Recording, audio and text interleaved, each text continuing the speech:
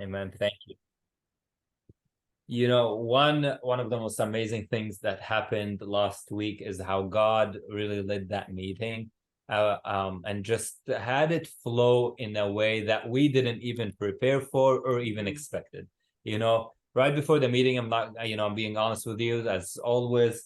It just we were tired. We were so tired. I still hadn't recovered from my trip to Egypt. I'm still going through a lot of things, whether it's at work or anything. And then just a couple of minutes before the meeting, both of us started praying like, Lord, do you see how exhausted we are? You see how tired we are. You see how unprepared we are. And we just need a word from you, and we just gave that and surrendered the meeting to God. And God did not disappoint. Really, God did not disappoint us. I personally was spoken to in so many ways that I wrote down, but I didn't but it wasn't written on my heart. I don't know if that means anything to you. It was written on my phone, but it didn't like click until I started saying it in the meeting out loud, until Dina said it, until Pastor Al made the comments about it. It was just one of those moments that I will always remember, because of how tired and unprepared we were. And then God just showed up and changed everything. So we're hoping for another one of those today, and where God can really just show up and give us what, not necessarily in the same way, but God can show us something new today, Amen. So just to refresh your memory, last week you had one job to do. What was it? Read Psalm 23. Hey, good job. At least she remembered. That's So we saw, like, while Joshua and the rest of the people, the rest of the Israelites, went for a different fight because 5 kings came against them. And we talked about that we are all gonna go through those seasons where we not feel like, where it's so many, the attacks are from so many directions, but God is able to deliver us, not only to deliver us from the enemies that are coming against us, but no, to help us, like, hey, while you're at it, get up and go take on some territories that I have for you. Go on, take some cities that I had for you. Go on, take some promises that I have for you. And they kept going. They found the kings, they locked them in the cave, and then they went back and killed them and all of that. And then it starts telling us the cities that Joshua started taking over. It started with the city of Makeda. And we hear about the city of Makeda that Joshua went and fought, right? It doesn't say anything else. And what we learned from that city, for the name of the meaning of the name, that this is the city of shepherds, but their shepherds back in the days were leading them into horrible things, as we read, or as we talked about Jeremiah 23, how about the shepherd that were leading the flock in the wrong way. But when Joshua came, it became the city that has the real shepherd. And we talked about what the real shepherd does. And as long as we walking with the real shepherd, he will walk us through the path that he has for us. No shortcuts, no different directions. It's just what he has for us. We went from the shepherd into the city of Lebanon, means sin, and this is where sin needs to be conquered, and no one can lead us against sin just other than the shepherd. From the city of sin, from the city of, originally first from having different shepherds, having different leadership, now we have Joshua as the one who's leading us. Then he's leading us to attack sin and to take sin, and it was not just Joshua, it was everyone joining together, and this is really significant for all of us, because a lot of the sins that you and I have, we need each other's help. We need that attack together. We need to build a strong army for our churches, for our communities, for our families, to attack sin. Then the city of Lachish, which means self-sufficiency. That's another battle that a lot of us face. We face that, oh, I'm good enough, I'll figure this out on my own. No, you're not. No, you're not. Jesus said, I am the truth, the way, and I'm the life. He is the way.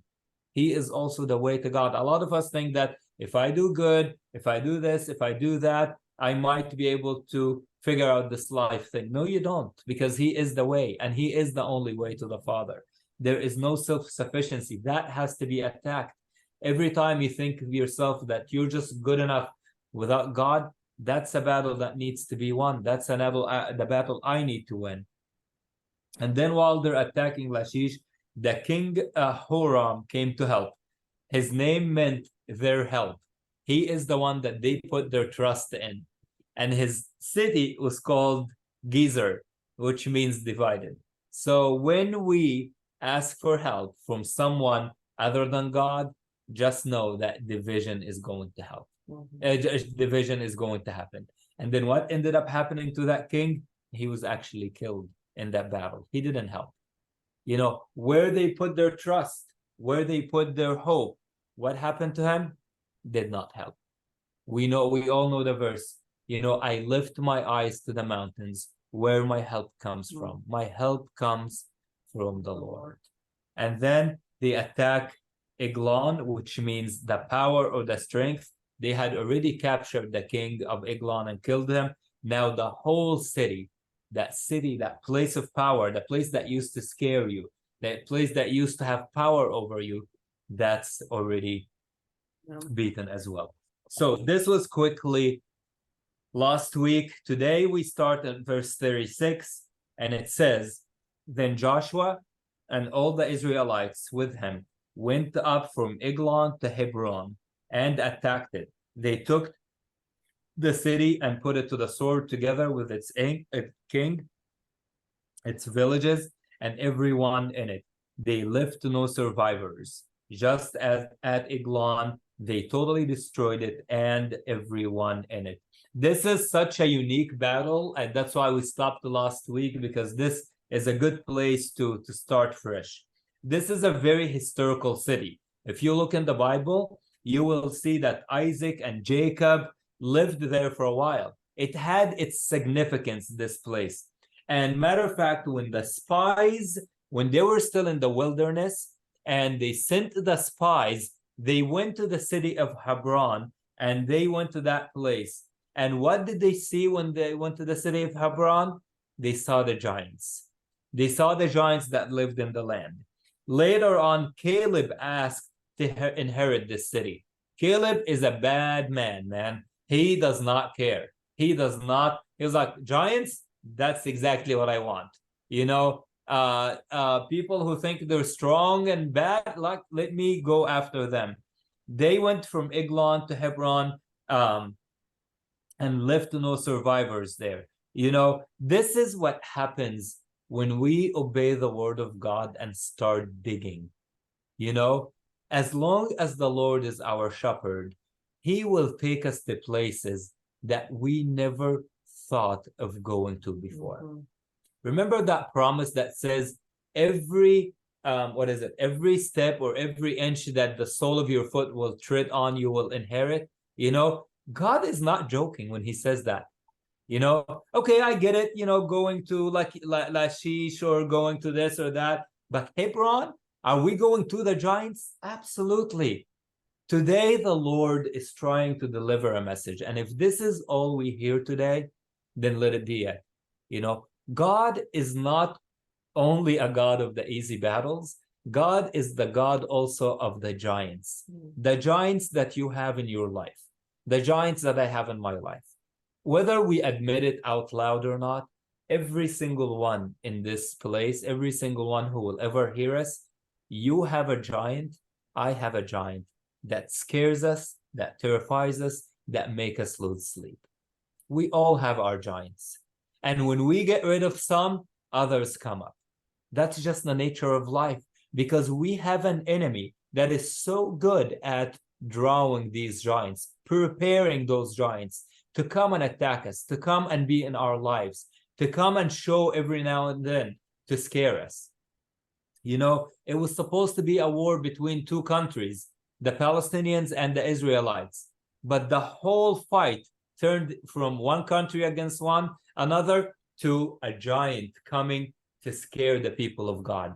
You and I and everyone have giants in our lives. And this is, again, this is a place where we need to really take it slow today, because the same God who can open the doors for us, the same God that stopped the flow of the Jordan, the same God who delivered the walls of Jericho. You know, it's funny to me how when they were spying on on the cities, they didn't mention the walls, they didn't mention a lot of the other things, even though there were difficult things to prevent them, but they mentioned the giants. They were scared of the giants. That's the place that that's the thing that hit a nerve. You know, if I have to ask you right now, between you and God, you know, what is the place that hits a nerve? A place that when you see it, you feel like, this is my giant. In the beginning of the year, and we're open with you guys, we tell you everything that goes on in our lives, or at least almost everything. One of the things that we used to struggle with is, or actually Dina used to struggle with, I'm perfect, is when is the rug gonna be pulled from under my feet or our feet? Have you ever heard that expression before, or did Dina just make that up? She's been saying that for like 20 years, and I believed her.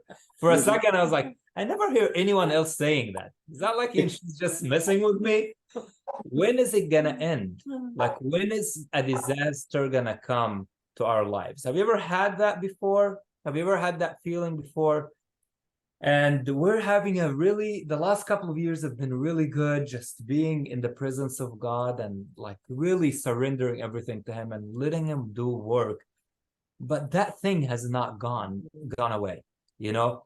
So we prayed that we're going to replace the rug with a rock, you know? We're going to replace the thing that scares us all the time, that rug that's going to be pulled up, with the rock that's always solid, that is unmovable. That was our giant. Our giant is, when is the next sickness going to come? When is one of the kids going to have an injury or a sickness? When is something bad is going to happen with the business or work? When are we going to have the next fight? When is this going to happen? When? That was our giant. We were not able to enjoy the protection and the peace that God has for us. We're expecting in the back of our heads that something is coming to attack us. That was our giant. Some people's giants are financial trouble. You know, some people's giants, health. Some people's giants, relationships. Whatever it is that your giant is, today is the day. You saw it before. It was in the back of your head. Maybe even your parents and grandparents couldn't defeat it. Maybe it's so connected to you and your history, and the stories have been told, and it seems like it's written, you know, with a pen, and someone put a stamp on it that this is the history of you and your family. You know, today, as you're digging deep, as you have your shepherd, you're gonna attack the city that's full of giants. You're going to go to the place that you never thought of going to before.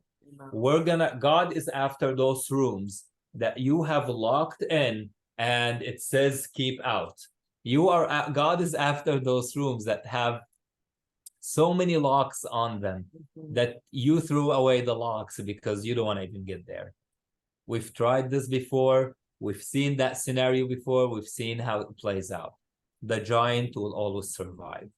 Can I just tell you something today? I have faith in God, and I have faith in His word. I have faith in you as well. And I have faith that He is here for a reason. And we're here today, this day on 9/13 for a reason. Because He wants to go to the place where the giants live. Because He's not after it. When He said, I'm going to give you the land that flows with milk and honey, when He told you that I have a new life for you, that all things have gone away and today there are new things, He meant it. And He knows that some of those areas have giants. So whatever giant you have today, whatever place that you're not allowing God and you're not allowing yourself to walk to with God, today is the day. Because Joshua is there with you. Because sin is put to death, as we heard. Because So it's not about you and about what you can do or what your self-dependency or self-sufficiency. No, it's about him. You know, he who is in you, he who is in you is more stronger or greater than he that is in the world. You know, you last time looked at the giants with your eyes. Today, you're not going to look at them with your self-sufficiency, with your own eyes. You're going to look at them through God's eyes. Back then, sin was your biggest giant, and now God took it away from you. Back there, you were leading your own thoughts. Now God is leading you himself. So all of these things work together. So when you come to Hebron, when you come to that place of giants, guess what? You are trained to follow God. You are trained against sin, that you know that sin is gone. You are trained that it's him, not you. You are trained that God is the one that leads every battle. You are trained to let him take on that giant. The people of Israel stood 40 days and 40 nights while one giant come in and out, in and out, in and out. But this young man who came in and he saw a much bigger giant than that little giant that was coming against him. He saw God. He saw that God is much bigger. He saw that his shepherd, he is the one that wrote, "The Lord is my shepherd." He saw that his shepherd is bigger than this giant that comes against his people. And he was able to go in the battle, not with swords, not with horses, not with anything other than the shepherd's tools. With the shepherd's tools, he was able to go in and conquer that giant. This is the city of the giants. They were actually likely the pre-ancestors of the ancestors of Goliath, and it was a place that no one was bold enough to step into. But today is the day. Today is the day that Joshua took the fight, and today is the day that you and I are going to take the fight. And I truly say you and I, not because I'm used to saying that, but because I know I have giants still in my life that need to be put to death. Can God do the same thing with this shielded city? Absolutely. Can God do the same thing with you? Absolutely, he can. And before Joshua, this city, if you the meaning of the city back in the days was meant alliance or like friendships or treaty or something like that. But who is the treaty with? You know, who is the treaty with? Today, we make our treaty with God. Today, we make our friendship with God, and we go on and take on that city. Later on, let me see. Later on, the city that was full of giants. Listen to this. Hey, Pastor Edwin. The city that was full of giants that turned people away. Later on, listen to this, it became a city of refuge. Can you believe it? The place that was scary, the place that where the giants lived, the place that you do not want to step into, later on became a city of refuge. What's a city of refuge? A city of refuge is a place that people ran into, and as long as you go into the city of refuge, no one can touch you and no one can kill you. No one can even come close to you because you're in the city of refuge. And this city of giants, this city that turned the people away from the promises, later on becomes the city of refuge. Today, I'm telling you, if you forget anything we say, know that God is after conquering the giants. Not only that, he's also after turning every place where the giants lived is a place of safety and security for you and those around you. Oh, there's and then in verse 38, then Joshua and all the Israelites with him turned around and attacked Debir. They took the city, its king and its village, and put them to the sword, everyone in it. They totally destroyed it. They left no survivors. They did to the beer and its king as they did to Libnah and its king and to Hebron. Joshua and all the Israelites turned around, attacked the beer. The beer was actually a very significant city for religion and spirituality. This place, the beer, this city, was a strong place for religion and spirituality. Obviously, their religion is not what we're talking about right now. Obviously, one of the battles that we need to attack is the spirit of religion, the spirit of religion, because that's not what God after. God is not after us being religious. God is not after us, just going to church Wednesday night, Sunday night, Friday night, Tuesday night, doing a couple of things, and that's it. That's not what Jesus came here to do. That's not what Jesus died on the cross to do. Jesus died on the cross, arose again, so he can give us life, so he can give us a relationship, not religion. Go ahead. Before we get into the beer and religion, what you said there was just a lot, right? Like the giants. Yeah. And it's hard not to think back to when the children of Israel just came out of Egypt in their first year. Did our son get raptured or something? No, he's just getting a drink of water. Oh, Dina spoke too much. I thought the rapture happened and the rest of us are still here. Then we were all in trouble. Right? A year after Moses took the children of Israel out of Egypt, they were supposed to go spy out the land. And they saw the giants in the land, right? Yeah. And their biggest giant, I don't think was necessarily the people that were huge. But their biggest giant, I think, was the fact that they saw themselves as grasshoppers. Yeah.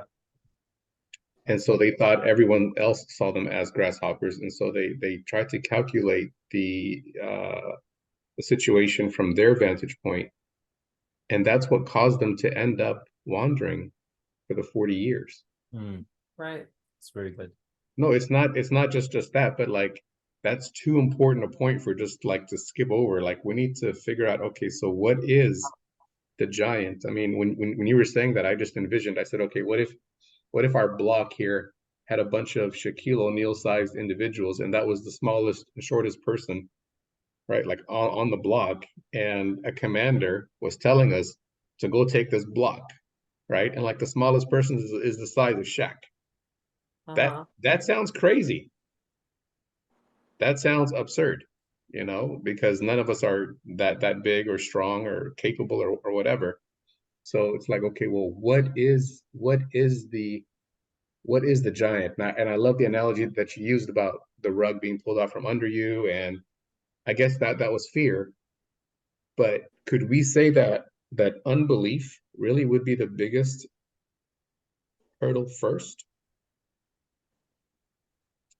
I'm not here to teach. I'm just here to ask a question. No, Yeah, I mean, absolutely. this is a great Yeah. point. This is I just wanted other people to Yeah. answer. Yeah. exactly. Yeah, I mean, I think unbelief was the number one problem that the children of Israel had when they saw the giants. And if there was any fear moving forward in any of these cities, it had to be because of a level of unbelief, because they were looking at things in the natural and not looking at things from a spiritual side, from God's perspective. And then he used the picture of David, who saw God who was so much bigger than anything and everything else. Good. I just think it's important to be able to list, okay, well, what are my giants? And I think there's some giants internally that need to be destroyed before there's some external giants that need to be destroyed.